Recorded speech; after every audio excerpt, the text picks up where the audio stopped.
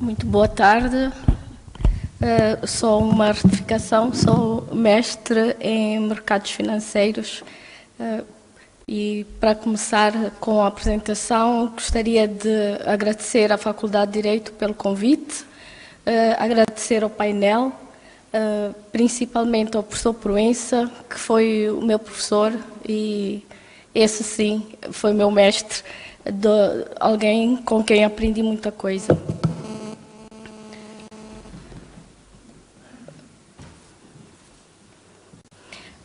Eu irei abordar, estou com a voz um bocado distorcida por motivos de saúde, no âmbito das antigas e novas ameaças à segurança no mundo global e de risco, irei abordar a questão da exploração e transporte do gás natural na bacia do Rovuma. E a primeira questão que pode surgir é porque num Congresso Internacional de Segurança e Democracia abordar esta questão do gás natural e do transporte do gás no Rovuma, que aparentemente é tão distante de tudo e de todos.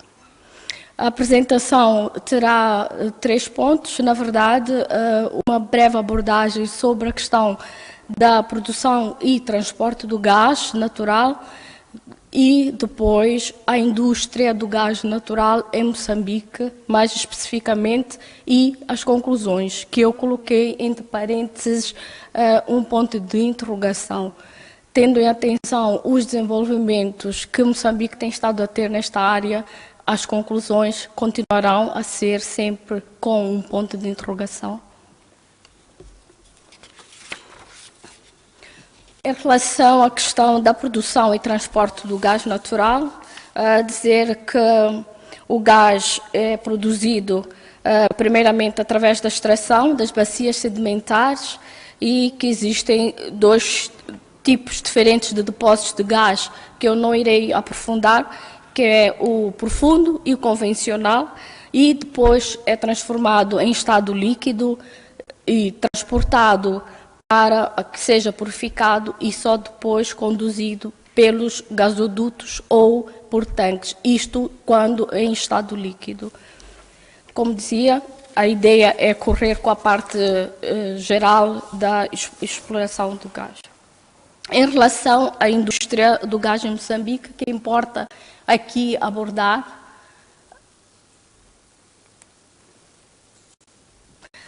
a pesquisa do gás em Moçambique teve início em 1904, porém, e devido a vários constrangimentos, principalmente financeiros, a prospecção do gás nunca chegou a ocorrer antes da independência. Todavia, nós tivemos uma primeira experiência da prospecção, pesquisa do gás, que é o gás de Temane e de Pande, em 1981, em relação ao gás, dizer que existe em Moçambique, como poderemos ver,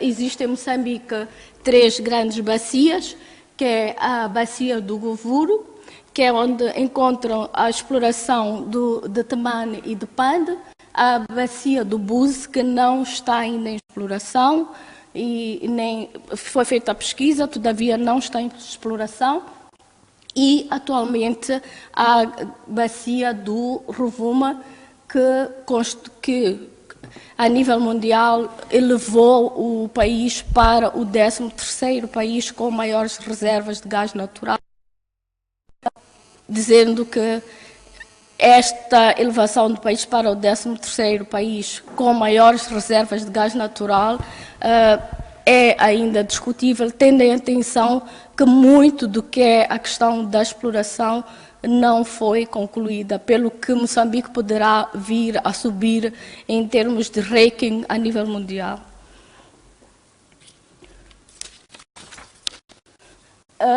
Eu falava inicialmente sobre a experiência de Pande e Temane. Por que é que eu quero abordar esta questão da experiência de Pande e Temane? Pande e Temane foi a prospecção e a própria construção dos gasodutos tiveram início em pleno conflito armado em Moçambique.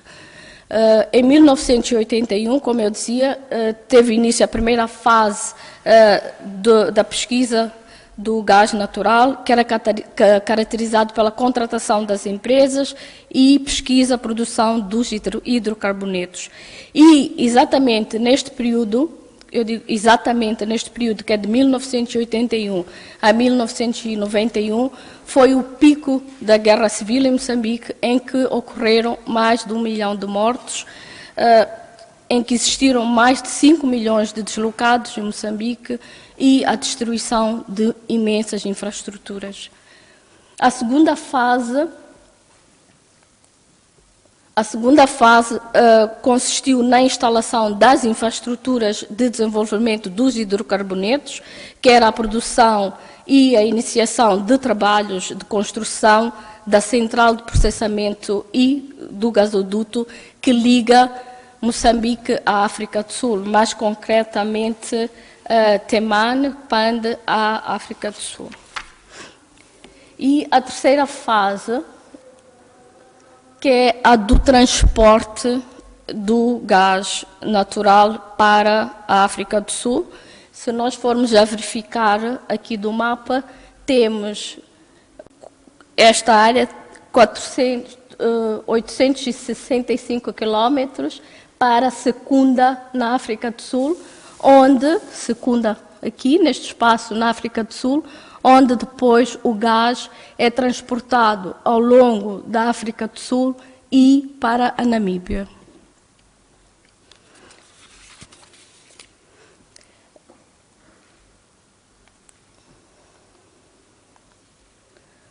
O caso de Palma, tendo atenção que a ideia é abordar a questão da bacia do Rovuma, da exploração do gás na bacia do Rovuma, que é considerado a bacia do Rovuma é considerada, neste momento, o polo de desenvolvimento e não só, em termos de pesquisas de hidrocarbonetos, está no topo, a nível mundial, da corrida ao gás natural em Moçambique. Mas antes de entrar concretamente para o caso de Palma, dizer que a província de Cabo Delgado, onde está localizado Palma, é, em termos de exportações, uma das províncias que mais produz, como podem verificar, em termos de pedras preciosas, temos aqui mais de 1 milhão de quilogramas, que é uma tonelada de pedras preciosas, exportação de pedras preciosas, madeira serrada, mariscos e algodão.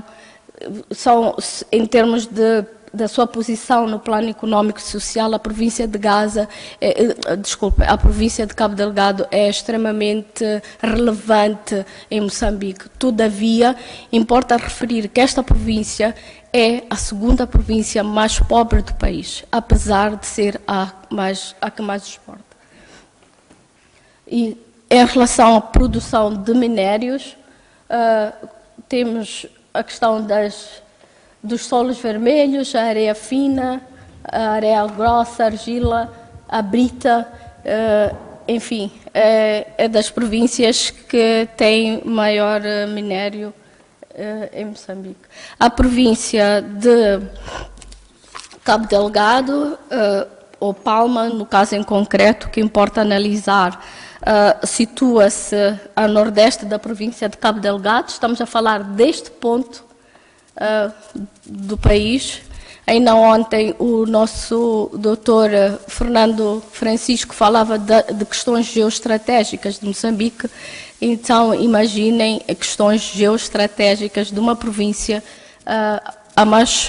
uma das mais pobres do país, entretanto, das mais ricas, localizada num ponto extremamente abandonado em termos de segurança. Temos a zona de Palma, neste ponto da província de Cabo Delgado. Então, em relação com a construção dos gasodutos, dizer que grande parte dos gasodutos estão entregues à Anadarko, que é uma empresa americana que detém na plataforma 1 de mais, nós temos as plataformas aqui nesta zona, na plataforma 1, Na plataforma 1 e na plataforma 4, a Anadarko, que é uma empresa americana, detém mais de 37% das ações dos hidrocarbonetos.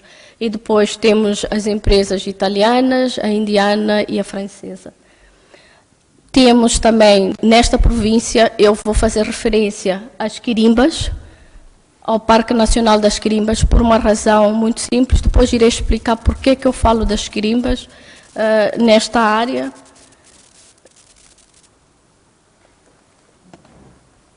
Temos as áreas de concessão.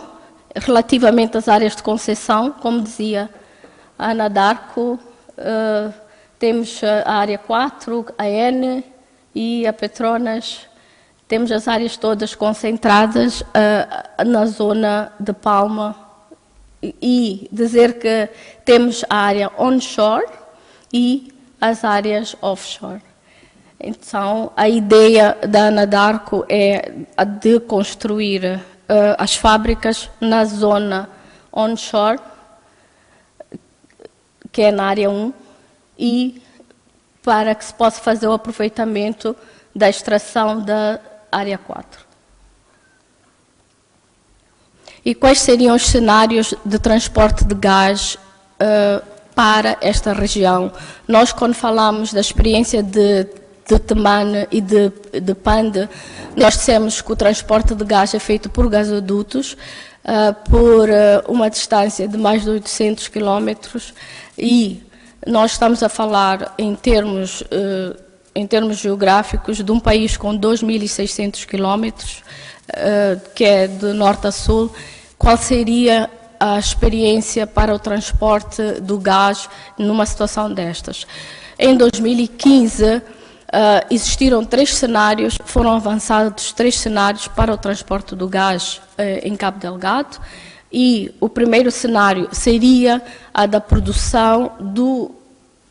construção em Palma de fábricas para a refinaria e a construção de um porto em Palma.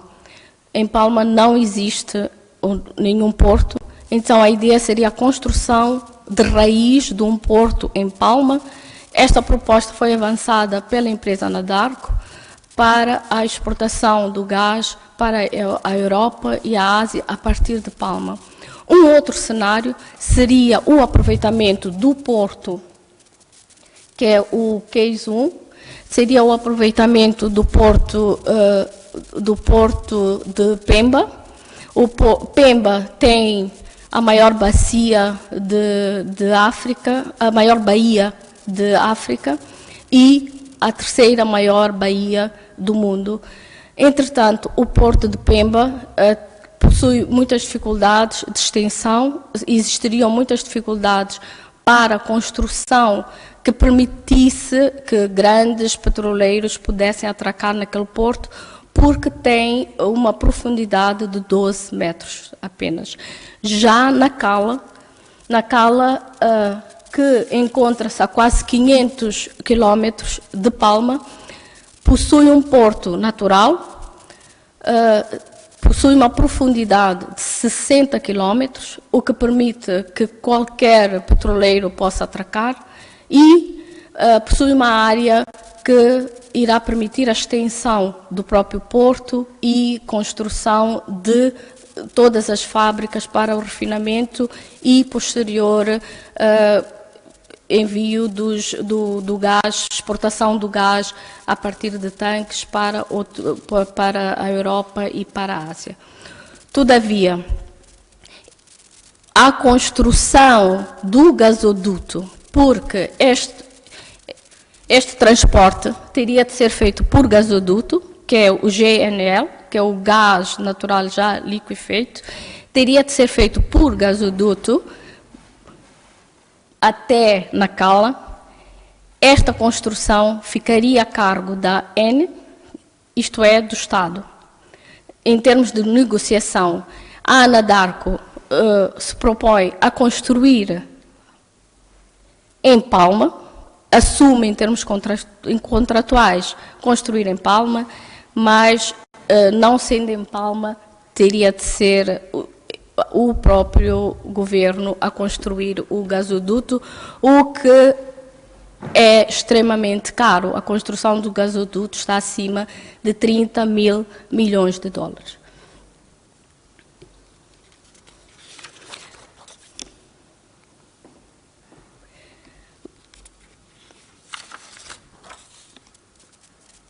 Esta questão do transporte do gás levanta muitos desafios. Em relação a Pan-de-Temane, como havia dito, o transporte ele só começou a ser efetivamente feito depois da assinatura dos acordos de paz. Apesar da construção ter sido feita durante o período de guerra, o transporte só foi a partir depois dos acordos de paz. O que levanta uma questão. E qual é a questão? Os desafios atuais de Cabo Delgado, que são os desafios atuais à segurança em Cabo Delgado. Nós temos estado a acompanhar em todos os meios de comunicação os vários atos que são perpetrados em Cabo Delgado.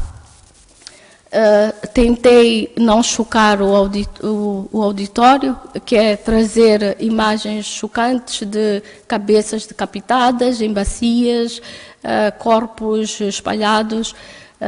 O que fiz foi trazer algumas imagens de destruição à propriedade e não propriamente casos que mostram o terror que a população vive atualmente em Cabo Delgado.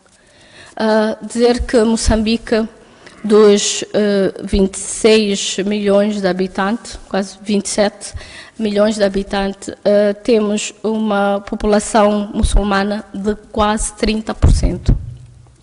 E esta população muçulmana encontra-se maioritariamente na zona norte do país, que é Nampula e em Cabo Delgado, mais concretamente. E os ataques têm estado a ser levados a cabo em Cabo Delgado. Inicialmente, a primeira reação a quando dos ataques em Cabo Delgado foi que estes estariam a ser perpetrados pela Al-Shabaab.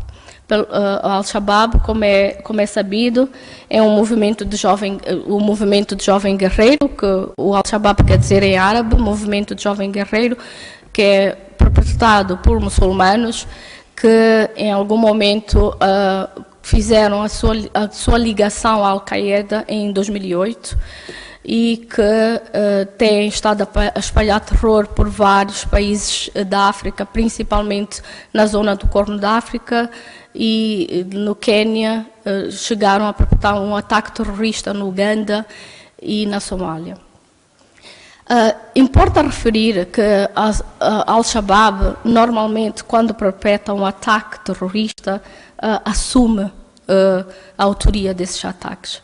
No caso de Moçambique, até hoje, nós temos tido ataques sem rosto, que existem ataques frequentes. Ainda ontem existiu uma situação em que 2 viaturas foram incendiadas, mas não existe nenhuma entidade, não existe ninguém que assuma estes ataques como sendo seus. Nem Al-Shabaab, nem Al-Qaeda, e aos poucos foi sendo deitada abaixo esta questão se seriam atentados terroristas.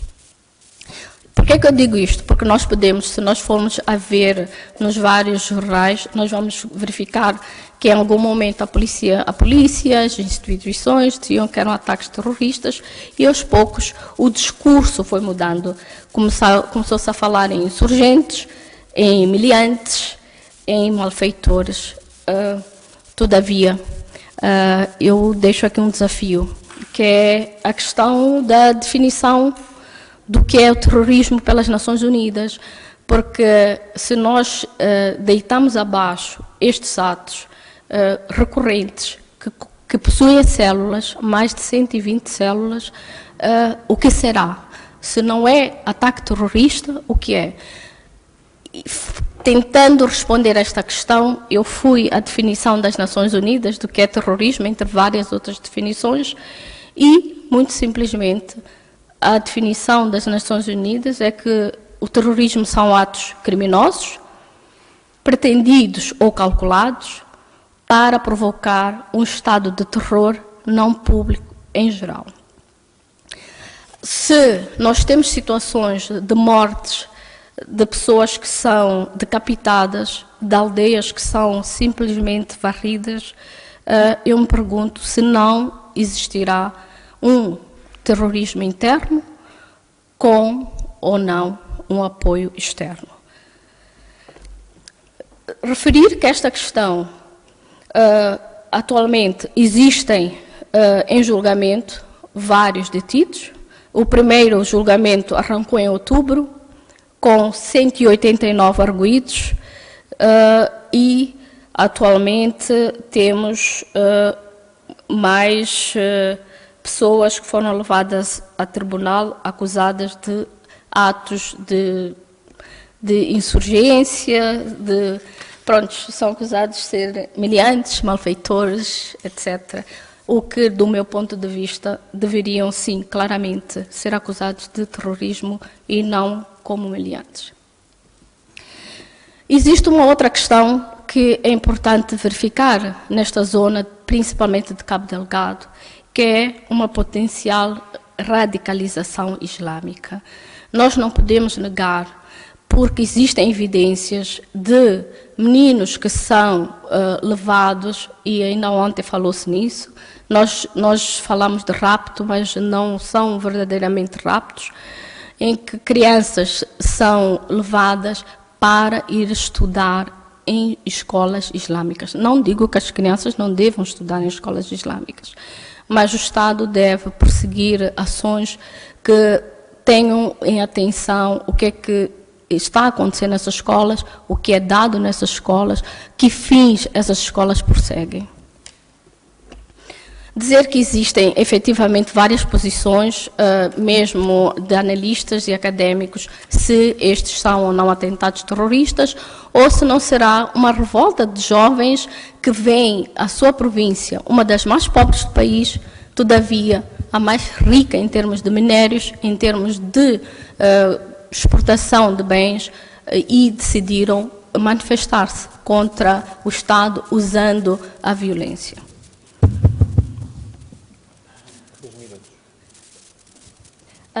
Concluindo, dizer que relativamente aos ataques de Cabo Delgado, dizer que os ataques dos insurgentes, vou usar o termo que está aqui o Fernando Francisco, dos insurgentes, eu iria usar de terroristas mesmo, eu sou um bocadinho mais radical nisso.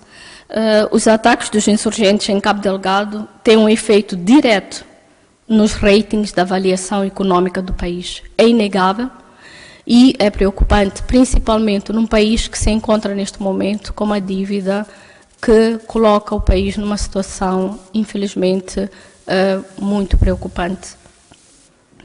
A ameaça para todo o país coloca em causa a segurança humana e importa perceber que os acontecimentos de Cabo Delgado não são acontecimentos centrados apenas em Cabo Delgado.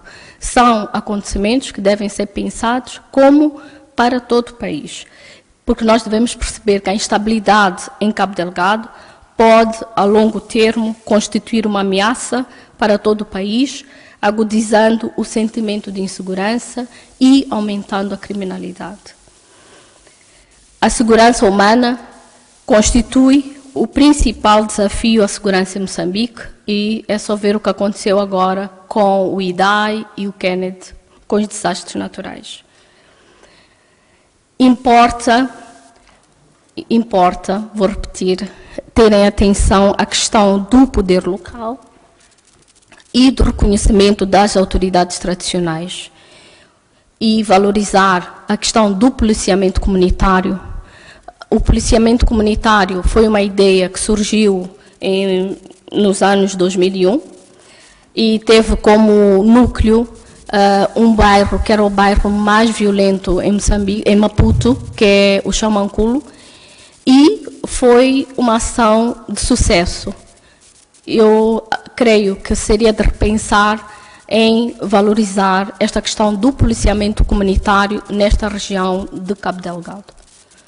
Finalmente, em relação à exploração e transporte do gás natural, dizer que a exportação ou o transporte em open cast, que é o transporte por gasoduto até Nacala, realmente possui um elevado custo, riscos para a própria segurança e, pronto, é de se repensar, e acredito que tenha sido repensado, que é a construção em Palma da fábrica e do próprio porto.